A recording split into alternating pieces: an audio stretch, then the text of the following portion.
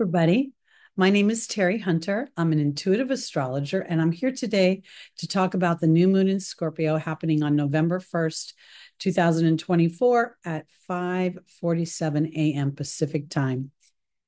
This new moon in Scorpio is an interesting new moon because it is in a loose conjunction with the Shapley attractor. I'm very intrigued by the Shapley cluster and what the significance is of the points within it. And when we look at the Shapley attractor, we're looking at a point where we're releasing false attachments to things. When we look at it being in the Scorpio energy, we're looking at releasing false attachments to power, to money, to sex, to control, to things that lie beneath the surface that create toxicity within our physical experience. So let's pull up the chart. Let's take a look at it and see where the opportunities lie for us. Because a new moon is always an opportunity for a new beginning. So here, all right. Here, what we see is the sun and the moon have come together in the sign of Scorpio. And what they are is this is the darkest phase of the moon. This is where the moon representing the feminine and the sun representing the masculine come together in the darkest phase to plant the seeds for something new, something that is going to take time to nurture, I want to use the word, I kind of want to use the idea of, I want to massage an idea. There's something that I'm planting that makes me feel as if it's the potential of a new belief. It's the potential of planting the seed to release that false attachment. We see that when I click on the sun or the moon, it's the only aspect it is making is to Saturn. And Saturn is retrograde, and it is stationing retrograde to move forward in just about a week and a half. And when the planet Saturn is stationary, or any planet for that matter, there's more power. It has more weight. It's like it's standing in the sky with its hands on its hips. Here, we're planting the seeds to look at what could potentially be an historic dynamic where I don't feel seen. We see Saturn is in the sign of Pisces. Pisces naturally rules what is hidden, what is invisible. It's the house that we refer to as the house of self-undoing. It's where we see an ancestral soul's karmic imprint. And now, having this new moon in Scorpio, which also rules a deep psychological imprint of some kind, something that compels us to transform. The new moon is offering us this opportunity to sit in an energy of trust and faith that as I'm aware of my choices, I'm aware that when we are imprinted by something, the Scorpio energy imprints something that is life-changing, and often in a tragic way. So when we look at our life path and we look back at our childhood, oftentimes we can see some disruption that compelled us in a direction. And this new moon is offering you an opportunity to transform whatever has been holding you back, whatever has felt repressive, whatever has felt depressing, whatever has felt a sense of authority over you that did not allow you to expand and to grow your own sense of power and your own sense of control over your own life. We see here that as Saturn is at that 12th degree of Pisces, it's at the Piscean degree.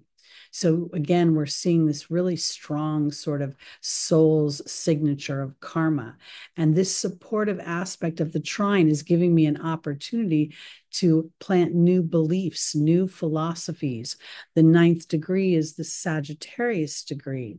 So I'm really looking at this as giving me an opportunity to unearth or to be aware of toxic things that I cannot succinctly identify. Imagine it sort of like there's something hanging around in the background of your psyche. There's something that's sort of a haunting energy, maybe even something that doesn't feel tangible, but it's holding you back. This new moon is supporting the release of that holding you back. Now, I want to go and look at some of the aspects that are happening around this new moon. The most powerful being the opposition between Mars and Pluto. This opposition will not happen like this again for 284 years because Pluto will not be, I'm sorry, for 248 years because Pluto will not be back in Capricorn until that time. So this opposition is really unearthing something very influential. Mars is aggressive. Pluto is aggressive. They're like two gang members and they're fighting one another right now. And at the same time, they both co-rule Scorpio, where this new moon is. So this is tasking the human to be authentic on some level, to be like, you know what, I've always noticed that even if I'm right about something, the way I just express my anger is not getting me what I'm looking for. Or, I need more love and compassion in my life, but I'm not showing up with love and compassion because Pluto and Mars are not necessarily considered compassionate. They want to get on, they want to take the BS and they want to move it out. So this argument has something to do with power and control over me because that Capricorn energy is about power and control, fear and repression. We see Mars in its detriment, okay, at the last degrees of Cancer. Kind of Mars in Cancer could be just a wee bit over the emotional dynamics that Cancer requires. Mars could be like, I don't really care if your feelings get hurt. And at the same time, Mars's feelings get hurt. And the Cancer energy is compelling Mars to come from an emotive place versus an angry place. And this opposition feels as if Mars is experiencing, once again, Pluto's psychological grip. Somewhere Pluto is saying, you may think you've done the work, but have you integrated the work? Because the integration comes from Mercury in the last degrees of Scorpio, in a beautiful trine, giving me an opportunity to really look at how I think, how I process things, how I communicate. And this is further supported, I believe, by the trine to Neptune, because I'm looking at it from a spiritual point of view. I no longer want to feel the erosiveness of something, but rather I want to feel the transformation of it into a reward, which is what Saturn has to offer. And Saturn, while it's in a square and a half to Mars, its most powerful dynamic is to the new moon right now because it's trining it. And then I want to go back to this opposition because we also see that Mars is making a sextile to Uranus. This is important because this sextile is offering me an opportunity to liberate myself, to implement my own personal genius, my 2.0 version of my thoughts about this opposition. So let's just kind of give a human scenario. Let's say that Pluto in Capricorn is representing your boss. The boss only wants to get the job done. The boss is only interested in making the money. The boss is only interested in him or her looking good.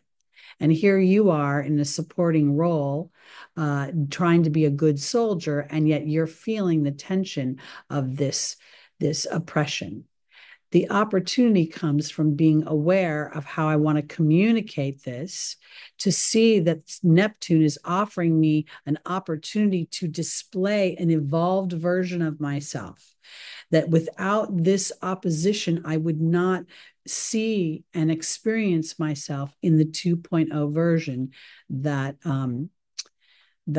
Uranus is offering me. So this is all playing out in the background while I'm planting the seeds for this new experience.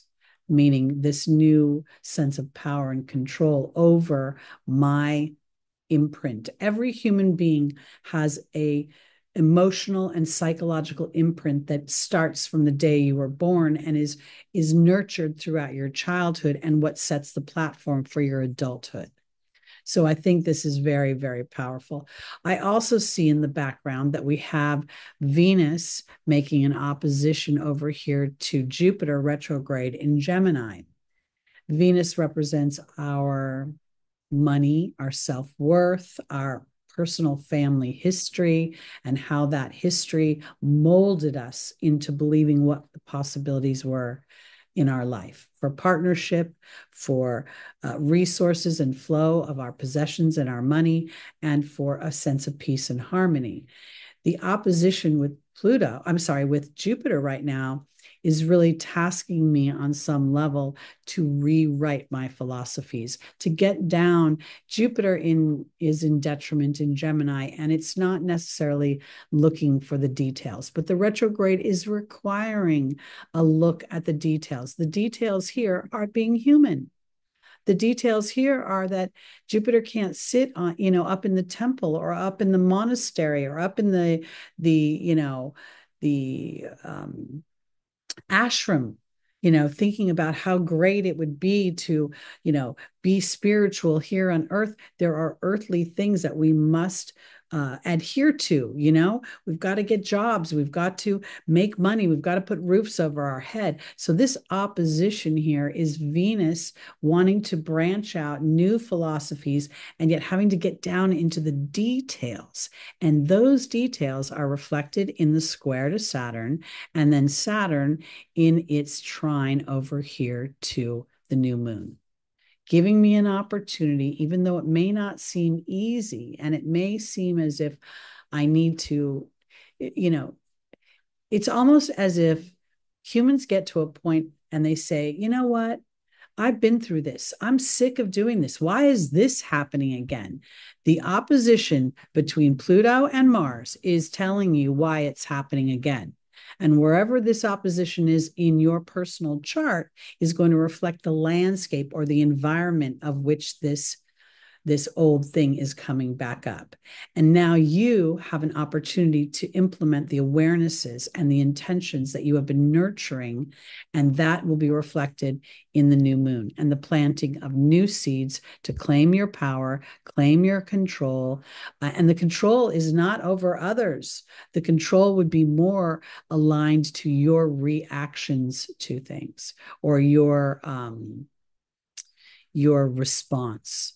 And so while you'll still always feel the human rainbow of positivity and negativity, you could also feel a little more mastery in the identification of a potentially emotional challenge that then turns into a reward because you've displayed an aware response to it.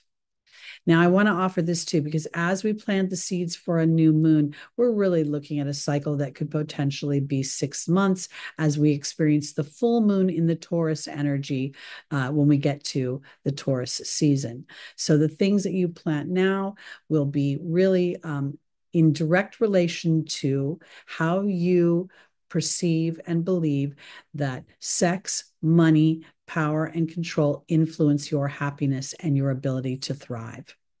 So quickly, what I'm going to do is I'm just going to go through, I'm going to stop my share right now, and I'm just going to quickly tell you what houses this is happening for the various signs. So I'm going to go through Aries to Pisces. This is going to be based on your rising sign, not your sun sign. So when I talk about the house, you might want to go to one of the free birth calculators if you don't know your rising sign. So for Aries, the Scorpio new moon will happen in the 8th house of transformation. You will very much be addressing your issues with anger, resentment, power and control. It's absolutely on the docket. And because this is your 8th house and Mars and Pluto both rule Scorpio, I believe that this is going to be highly transformational for how you see yourself or how you plant the seeds moving forward. I think this is going to really be about planting the seeds for a more heroic way of feeling, seeing the divinity within your drive, your ambition, and your tenacity. For Taurus, this is going to be in the house of your committed partnerships. You've been experiencing Uranus going through that house, really kind of bringing in unexpected things. So you're going to be planting the seeds for harmony, peace, a sense of feeling connected, really feeling that sort of when we look at Taurus and Scorpio being your seventh house, you want a relationship that feels like I want to crawl under your skin. I want to know you better than I know myself. There's a real intensity to the connection. And I think trusting that is possible and feasible. But part of the challenge will be you yourself being willing to be an active participant in that vulnerability, in that willingness to understand your own psychological speed bumps, and then being willing to drive over them cautiously, but intentionally and with a sense of determination. For Gemini, this is going to be in your sixth house of work, of your personal health, how you treat your body, your daily habits, and the service that you do for others. When we think of Scorpio as the sixth house, we could infer on some level that there's a lot of mental stress there because we are of service to others and we feel a sense of their needs or their desires, and I need to fulfill those, to be truly of service, to be truly of influence. And so I think that this is an important new moon to set intentions for taking care of the self, making sure that your daily habits nurture yourself so that you have the power and the drive to be of service to others moving forward. Cancer, this is in your fifth house of pleasure and romance. And I really think that for you, this is about planting the seeds for a connection that is sustainable. And yet at the same time, again, I can't help but feel with that Scorpio energy that I want to be connected to my partner in ways that feel as if we have been infused. We are one. We understand each other. We support each other rather than being dominant over one another. This is a house, this is a sign that can be very polarizing because it's so deeply powerful about wanting to unearth the authenticity of the heart. Leo, this is your fourth house of family and home. There could be an opportunity to plant the seeds for more connection, more understanding, more wisdom extraction within the home and family experience.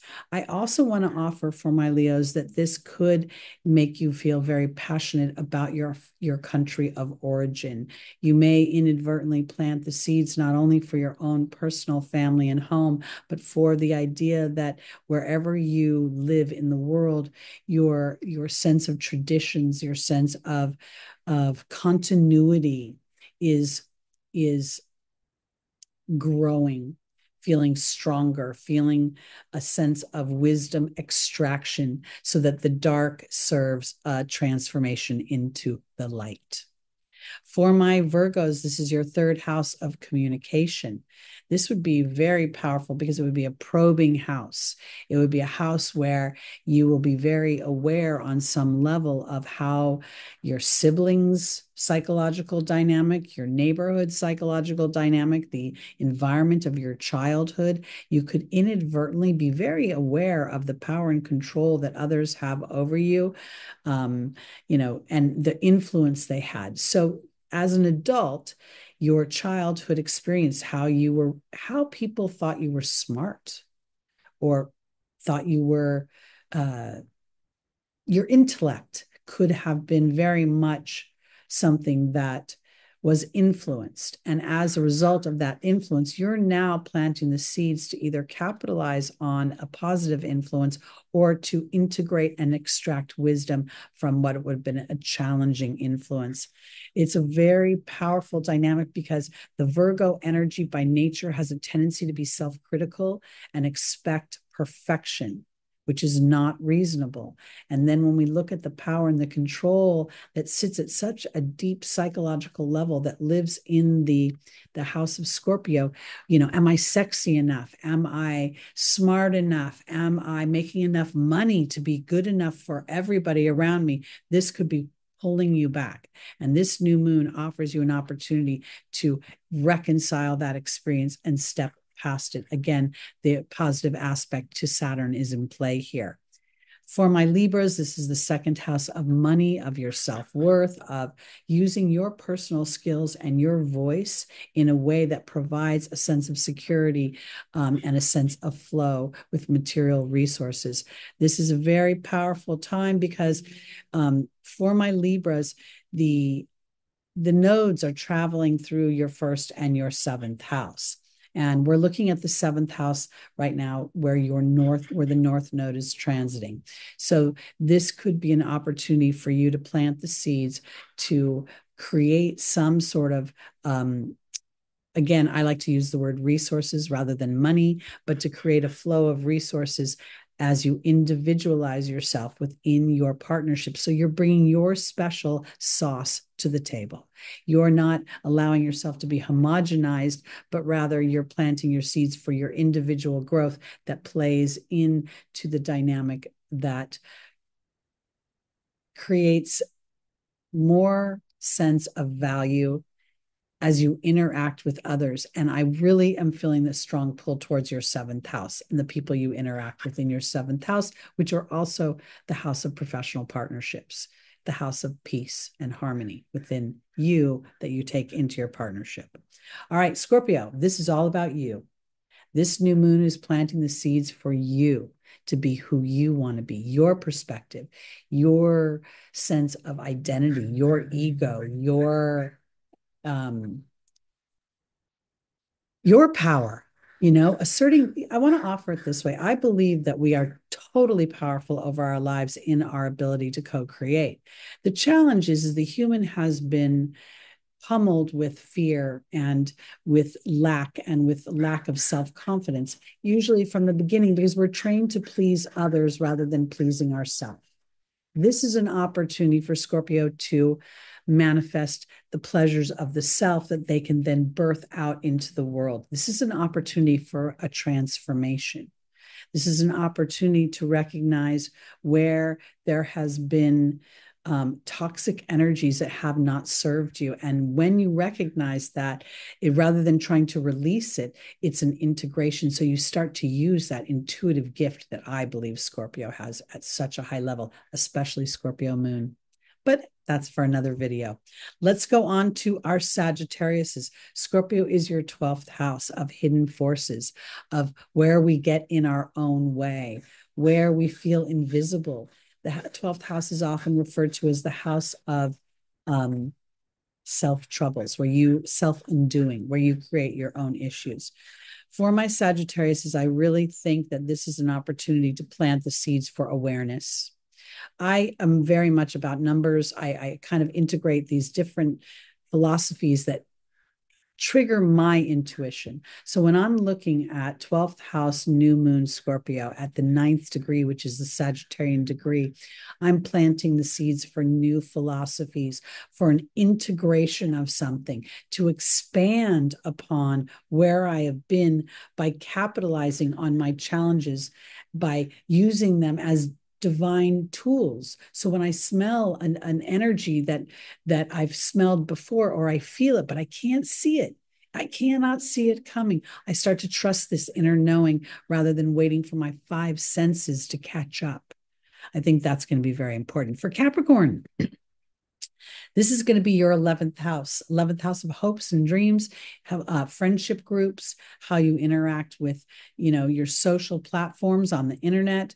This is going to give you an opportunity to represent your transformation that Pluto has offered you as it's been traveling through your first house and is in those very last degrees. So this new moon is very, very powerful, especially for the late born Capricorns, as you're experiencing that opposition to Mars in Cancer, really tasking you to be brave about where you still have residual feelings of wanting to inadvertently be dutiful to a dynamic that doesn't serve a broader picture. The 11th house is always going to be the 2.0 version, where the possibilities of where I can go, the opportunities of the future, because the 11th house is where we see technological advances that support humanity's moving forward. And the more humanity addresses or has technologies that deal with our survival, that address the everyday tasks, it opens us up more to looking at our emotional and psychological bodies and how they also are intertwined with the manifestations we experience. So this is a real opportunity for you to plant the seeds, to put yourself in groups or around people that support where you want to go versus potentially where you have been. Now, your ruling planet, Capricorn, is making a beautiful aspect to this new moon, really offering you an opportunity to capitalize on the history that you know from a soul's perspective. So that's pretty exciting. Pardon me for a second. Okay, next we're going to go to Aquarius. Aquarius, this is in your 10th house of public and social status. This is where you have an opportunity to truly shift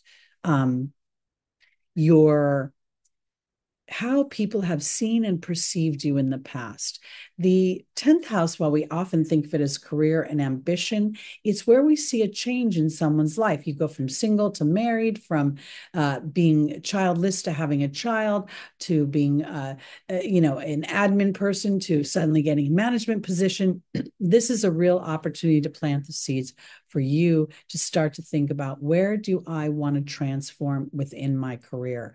Where do I want to bring forth the 2.0 version of what I'm capable of? And this is so beautiful for you, because as Pluto moves into your first house in no short time, this will happen in mid-November, you're going to start to really feel a pull to renovate and innovate and to feel the possibilities of what you want in the way of your hopes and your dreams. So planting the seeds now is very, very powerful for you. And then the nurturing of that idea over the next 6 months, keeping it in the forefront of your mind. We also have the Pisces. Oh, I'm sorry. Now let's go on to Pisces. Pisces, this is happening in your 9th house. The 9th house rules an expansion of my beliefs, an expansion of my philosophies, an expansion of my personal wealth as I am willing to birth myself out into the world through my writing, my publishing, my influencing, the way that I allow my thoughts to reach a broader audience. I'm very focused on the idea of the 9th house being a business house. Yes, we see foreign travel, foreign people, we see the judicial system there. But here, I think that this is an opportunity for my Pisces rising to truly transform their career experiences, because we know Saturn is going through the house of Pisces right now, asking you to create sustainable things that will take you from where you have been to where you've always wanted to go, your dream world. So planting the seeds right now to re-examine the philosophies that you have. Is my self-talk supporting where I want to go? Is my self-talk and my self-thought supporting the seeds I'm planting in this new moon? This new moon to take power back, to take the control back, not because I'm dominant over another or I'm overly compassionate over another, but I see the wisdom of nurturing the self as I move forward into opportunities to expand myself and my philosophies that then contribute to other people being able to make benefit off it. I almost feel like I'm looking at Pisces as potentially, if you're a spiritual healer or a counselor, you could broaden your client base, and in doing that, you're supporting other people while you're benefiting yourself. And that's a really nice match for Pisces. It would be something new to experience. All right, that's it for the new moon in Scorpio. Again, my name is Teri Hunter. I'm an intuitive astrologer. If you'd like to book a reading with me, my information is below. And be sure to check out your November monthly horoscopes, because I've made one of those for everybody, by rising sign. All right, please like, please subscribe, please share, and have a wonderful new moon in Scorpio. Bye, everybody.